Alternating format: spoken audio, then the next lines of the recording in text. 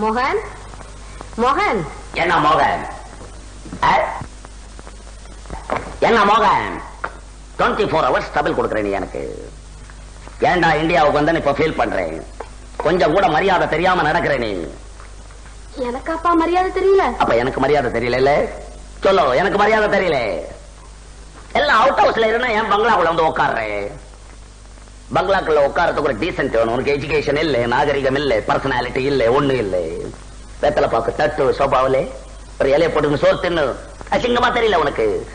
என்னதான் தாயாரா இருந்தாலும் எப்போ ஃபாரின்ல போய் படிச்சுட்டு வந்தோம் எங்க கிட்ட எல்லாம் நீ பேசக்கூடாது, ஒதுங்கி நடக்கணும். சொன்னா தெரிய மாட்டேங்குது.